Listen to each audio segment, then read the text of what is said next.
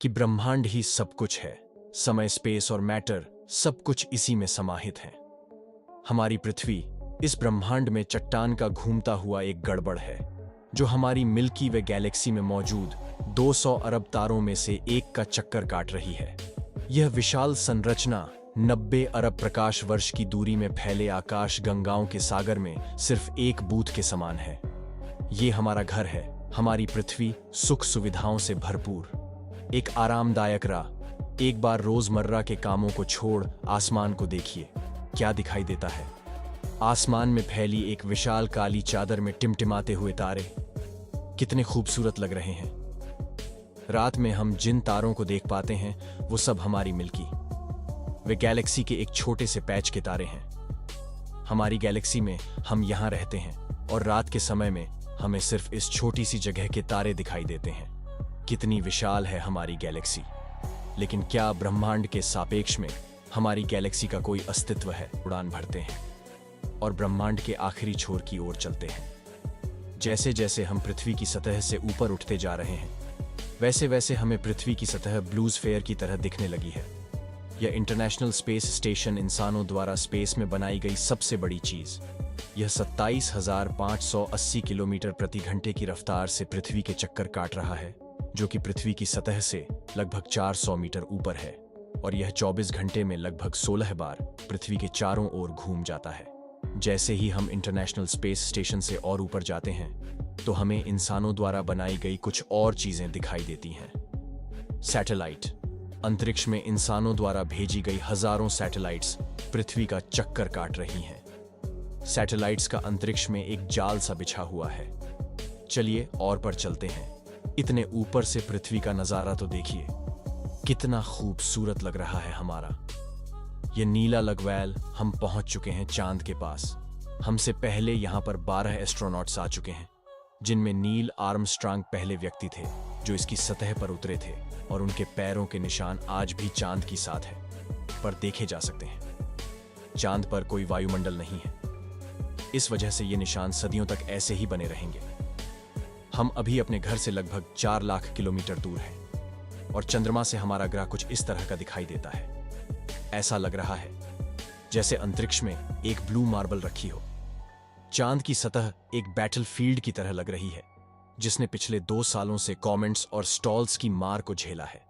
चांद का कोई वायुमंडल नहीं है, जो कि कॉमेडी नाइट्स को स्पेस नहीं जलाते। सौभाग्य से हमारी पृथ्वी का वायुमंडल है, जो हमें इस पेस्ट से आने वाले खतरों से बचाता है। चलिए अंतरिक्ष में एक लंबी छलांग लगाते हैं। यह हमारे सौरमंडल का सबसे चमकीला ग्रह वीनस। इसको पृथ्वी की छोटी बहन बोला जाता है, क्योंकि यह पृथ्वी की ही तरह रॉकी प्लैनेट है, जिसकी ग्रेविटी लगभग पृथ्वी के ही समान है। लेकिन यह ग्रह एक नरक की तरह है, क्योंकि इस पर होती है भयंकर बारिश पानी की नहीं, बल्कि एसिड की। इसके एटमॉस्फेयर में जो बादल दिखाई दे रहे हैं वो सल्फ्यूरिक एसिड के हैं। हमारे सौरमंडल में सिर्फ वीनस ही एकमात्र ऐसा ग्रह है जिस पर सबसे ज्यादा ग्रीन हाउस इफेक्ट होता है। सूर्य की गर्मी इस पर आती तो है, लेकिन वापस नहीं जा पाती, जिस वजह से ही इसके एटमॉस्फेयर के अंदर ट्रैप होकर रह जाती है। यही कारण है कि शुक्र ग्रह हमारे सौरमंडल का सबसे गर्म ग्रह है, जिसका तापमान 465 डिग्री सेल्सियस है। इसकी सतह पर काफी मात्रा में ज्वालामुखी मौजूद है, जो इस ग्रह को और ज्यादा खतरनाक बनाते हैं। इस एंग्री प्लैनेट पर कुछ भी सरवाइव नहीं कर सकता। चलिए अपनी जर्नी को और आगे बढ़ाते हैं। यह सूर्य के सबसे पास मौजूद ग्रह मरकरी। इस ग्रह की धरती हमारे चंद्रमा जैसी नजर आती है, जिस पर बड़े बड़े गड्ढे मौजूद हैं। इस ग्रह के दिन और रात के टेम्परेचर में बहुत ज्यादा डिफरेंस है। रात के समय में इसका तापमान -170 डिग्री सेल्सियस पहुंच जाता है, तो दिन के समय में 400 डिग्री सेल्सियस को भी पार कर जाता है। चलिए आगे बढ़ते हैं। यह हमारा भगवान यही है, अपनी ऊर्जा से पृथ्वी पर जीवन को चला रहा है। अगर यह न होता तो हम ना होते। पृथ्वी से लगभग 150 मिलियन किलोमीटर दूर मौजूद यह तारा इतना बड़ा है कि इसमें लाखों पृथ्वी समा जाएं। सूर्य इतना भारी है कि इसकी ग्रेविटी पूरे सोलर सिस्टम को कंट्रोल कर रही है। इससे निकलने वाली लपटें इतनी बड़ी होती है कि सूर्य की सतह से हजारों किलोमीटर ऊपर तक चली जाती है। चलिए अपनी यात्रा को आगे बढ़ाते हैं। यह पृथ्वी का सबसे नजदीकी ग्रह मंगल। इसकी धरती लाल है, इस वजह से इसे लाल ग्रह भी बोला जाता है। वैज्ञानिक मंगल ग्रह के बारे में जानने के लिए बड़े ही उत्सुक हैं, क्योंकि वैज्ञानिक कहीं ना कहीं यह अनुमान लगाते हैं कि मंगल हमारा पास्ट है। वैज्ञानिक मानते हैं कि अतीत में मंगल की धरती पर जीवन फला फूला होगा। मंगल की धरती पर भी सागर मौजूद थे, नदियां मौजूद थीं, इसका खुद का एक एटमॉस्फेयर था। लेकिन आज यह ग्राफ ईरान और बंजर पड़ा है।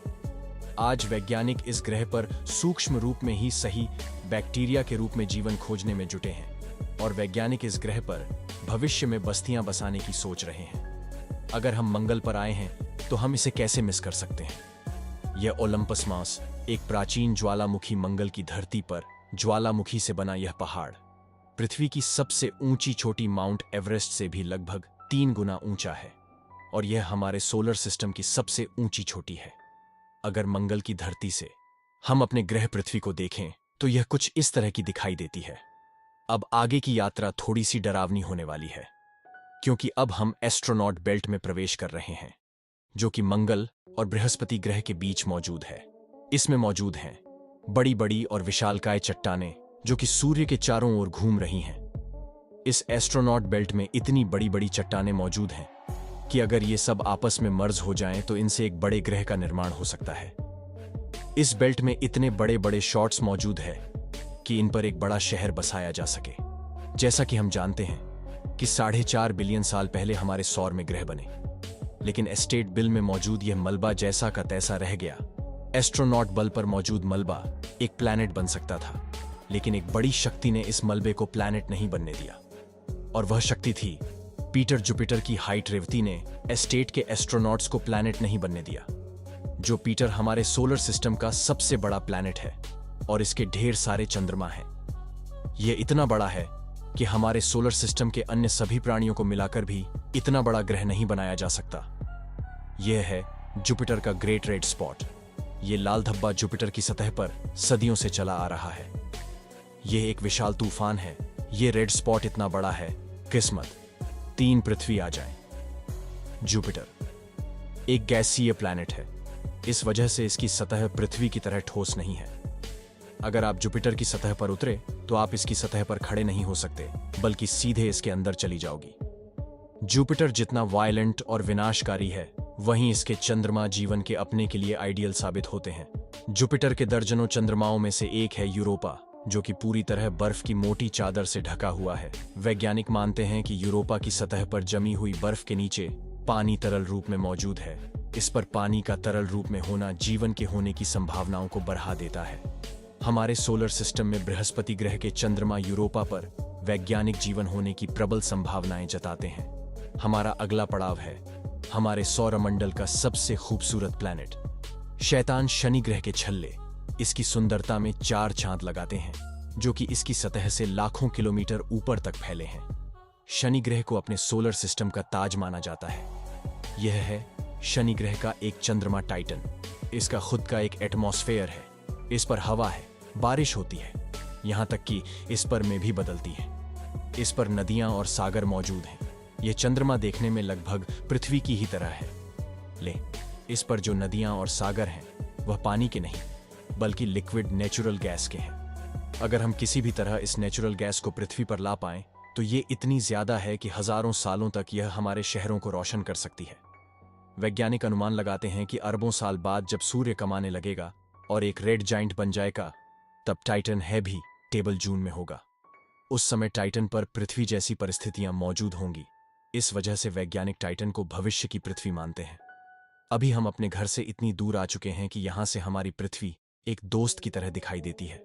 अब जैसे जैसे हम अंतरिक्ष की गहराई में और आगे बढ़ते जाएंगे, वे ऐसे वैसे पृथ्वी हमारी आंखों से ओझल होती जाएगी। हमारा अगला पड़ाव है यूरेनस। प्राचीन समय में यूरेनस और नेपच्यून के बारे में कोई भी जानकारी नहीं थी, जब तक कि टेलीस्कोप का आविष्कार नहीं हुआ। हमारी सौर व्यवस्था का सबसे आखिरी प्लैनेट है नेपच्यून। हमारा सोलर सिस्टम बहुत बड़ा है, लेकिन नेपच्यून के बाद भी हमारा सोलर सिस्टम खत्म नहीं हो जाता। अपने सोलर सिस्टम की गहराई में हम आगे बढ़ते हैं तो हम पहुंच जाते हैं कोई-पर बेल्ट में, जो पिछली बेल्ट से 20 गुना चौड़ी और 200 गुना ज्यादा फैली है। ग्रहों की लिस्ट से बेदखल किया जाने वाला प्लूटो भी इसी कोई-पर बेल्ट का सदस्य है। कोई-पर बेल्ट में वैसे भी ज्यादा बड़े बड़े ऑब्जेक्ट्स मौजूद हैं, जिनकी खुद की ग्रेविटी की वजह से इनके चंद्रमा भी हैं। चलिए कोई पर बैठ को पार करके आगे चलते हैं। हमारी पृथ्वी से 13 बिलियन किलोमीटर दूर, यह सूर्य से सबसे दूर मौजूद ऑब्जेक्ट संयदना, ये एक बौना ग्रह है जो एक ऐसा इस पर सब्जेक्ट है जो सब सूर्य की परिक्रमा कर रहा है। इसकी खोज 2003 में हुई थी। यह सूर्य की एक परिक्रमा की 10,000 सालों में पूरी कर पाता है। चलिए अब अपने सोलर सिस्टम से बाहर का रुख करते हैं। अभी हम इंटरस्टेलर स्पेस में प्रवेश कर चुके हैं। देखिए अंतरिक्ष की गहराई में यह के ट्रैवल कर रहा है। यह तो वजह बनी स्पेसक्राफ्ट है। यही तो इकलौता स्पेसक्राफ्ट है जो कि इंसानों द्वारा बनाई गई सबसे दूर मौजूद चीज है। यह पृथ्वी से अब तक 19 अरब किलोमीटर दूर जा चुका है। इसे स्पेसक्राफ्ट ने अंतरिक्ष के काफी सवालों से पर्दा उठाया है। यह बंदूक से निकली ब्लेड से भी 20 गुना तेज ट्रैवल कर रहा है। चलिए अपनी या थोड़ा को और आगे बढ़ाते हैं। अभी हम अपने सोलर सिस्टम की हदों से इतने दूर आ चुके हैं कि यहां से हमारा सूर्य एक आम तारे की तरह दिखाई दे रहा है, लेकिन इतनी दूर से भी इसकी ग्रेविटी को महसूस किया जा सकता है, क्योंकि अरबों की संख्या में यहां पर कॉमेट्स को देखा जा सकता है जो सूर्य की ग्रेविटी से बंधे हुए हैं। इनको मैच में इतना ज्यादा पानी है कि अगर यह सब इकट्ठे हो जाए तो यह पृथ्वी से भी ज्यादा बड़े और गहरे सागर को भर दें। वैज्ञानिक मानते हैं कि पृथ्वी पर ज्यादातर पानी कॉमेट्स के द्वारा ही आया है। पेंस पर मी चौड़ी के अनुसार पृथ्वी पर जीवन कॉमेट्स के द्वारा ही धरती पर आया। अंतरिक्ष में तैर रही इन छोटी छोटी बर्फीली चट्टानों में जीवन सूक्ष्म रूप में बैक्टीरिया की फॉर्म में मौजूद हो सकता है। कॉमेट्स का एक विशाल बादल हमारे सौर मंडल को घेरे हुए है, जिसे और क्लाउड में मौजूद हो सकता है। कॉमेट्स का एक विशाल बादल हमारे सौर मंडल को घेरे हुए है, जिसे और क्लाउड बोला जाता है। ऐसा माना जाता है कि यह और क्लाउड हमारे सौर मंडल की ग्रेविटी की आखिरी सीमाओं पर है। इसके बाद सूरज की ग्रेविटी कमजोर पड़ने लगती है, जिस वजह से इसके बाद सूरज का खिंचाव बहुत कम रह जाता था। अब यहां से आगे की यात्रा एक अननोन और फिर रहस्यमय स्पेस में होगी, जहां घुप अंधेरा है। यहां इतना अंधेरा है कि हम अपनी आंखों से भी कुछ भी नहीं देख पाएंगे। यहां देखने के लिए हमें इंफ्रारेड विजन की जरूरत पड़ेगी। हम अपनी पृथ्वी से बहुत बहुत बहुत दूर आ चुके हैं, लेकिन ब्रह्मांड के सापेक्ष में यह हमारा एक मामूली सा स्टेप है। यहां से हमें चारों ओर अरबों तारे दिखाई दे रहे हैं, लेकिन अब भी हम सबसे नजदीकी तारामंडल की ओर बढ़ रही है। यह है हमारा पड़ोसी सोलर सिस्टम। यह हमसे इतना दूर है कि हमारे सूर्य के प्रकाश को इस तारामंडल तक पहुंचने में 4-5-3 सालों का वक्त लगता है। इस तारामंडल का नाम है अल्फाज सेंट्रोरही। इस तारामंडल में 3 तारों का समूह है, जिनमें अल्फा तोड़ी और अल्फा बीटा तारे आपस में बाइनरी सिस्टम के तहत जुड़े हुए हैं। इस तारामंडल में सीमा सिंदूरी भी नामक ग्रह मौजूद है, जो पृथ्वी की ही तरह भी टेबल जून में है, और इस ग्रह पर एलियन लाइफ मौजूद हो सकती है। चलिए अपनी यात्रा को आगे बढ़ाते हैं। पृथ्वी से हम 10 प्रकाश वर्ष दूर आ चुके हैं, और हमारे सामने यह एक बेबी स्टार है, जिसने अभी अपना जीवन शुरू ही किया है। और इस तारामंडल में अभी ग्रहों का जन्म होना बाकी है। हो सकता है कि इस तारामंडल में किसी ऐसे ग्रह का जन्म हो जाए जो हमारी पृथ्वी की ही तरह जीवन को धारण करने योग्य हो ले। अभी इसमें अरबों साल का वक्त लगेगा। वेल अपनी यात्रा को आगे बढ़ाते हैं। अभी हम पृथ्वी से 20 प्रकाश वर्ष दूर आ चुके हैं, और अभी हम ऐसे तारामंडल से होकर गुजर रहे हैं जिसका जन्म हमारे सोलर सिस्टम के साथ ही हुआ था।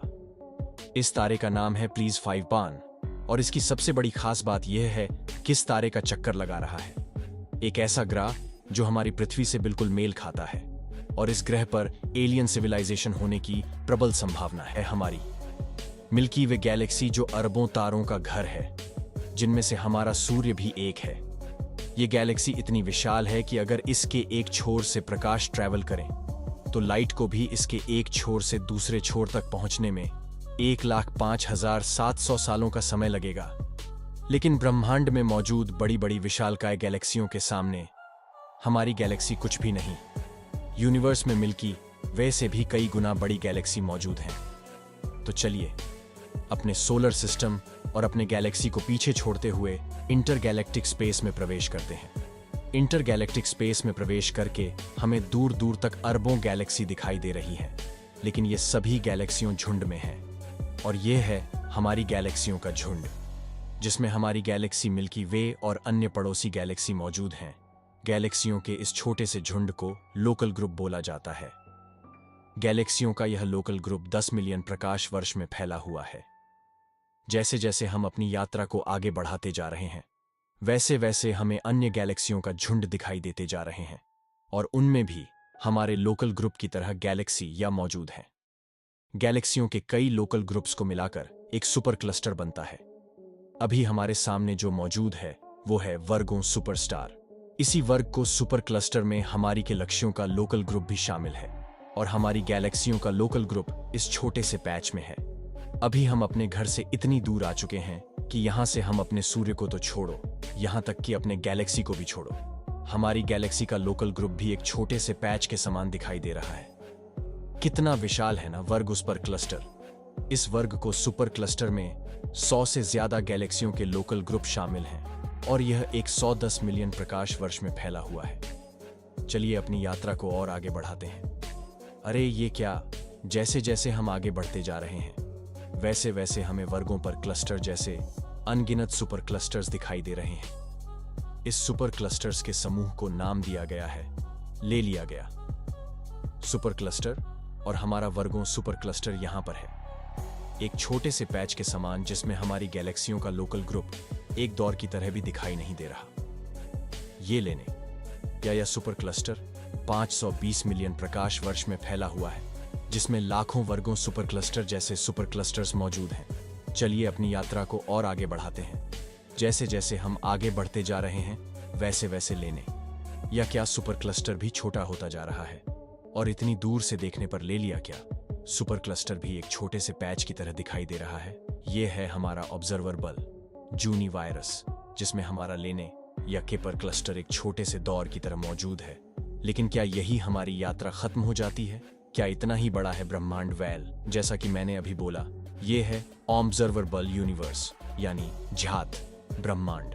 ब्रह्मांड के बारे में हम जो भी जानते हैं वो केवल यही तक जानते हैं। हो सकता है कि ब्रह्मांड का विस्तार आगे भी हो, जो अनंत तक चलता जा रहा हो, लेकिन वहां से हम तक कोई प्रकाश नहीं पहुंच पा रहा हो, जिससे हमें ऑब्जर्वर यूनिवर्स के बाहर का भी पता चल सके। वैज्ञानिक यह भी अनुमान लगाते हैं कि हो सकता है कि हमारे यूनिवर्स जैसे असंख्य यूनिवर्स और मौजूद हो सकते हैं, जिनमें हमारा यह ब्रह्मांड एक विशाल सागर में एक छोटी सी बूंद के समान हो। खैर, मल्टीवर्स यानी एक से ज्यादा ब्रह्मांडों का अस्तित्व है कि नहीं ये कोई नहीं जानता, और न ही हमारे पास मल्टीवर्स यानी महाब्रह्मांड के कोई सबूत हैं। लेकिन यह तो तय है कि ऑब्जर्वर बल यूनिवर्स ही ब्रह्मांड का अंत नहीं हो सकता। इसके बाहर भी कुछ न कुछ मौजूद है, जिसका हमें कोई भी ज्ञान नहीं।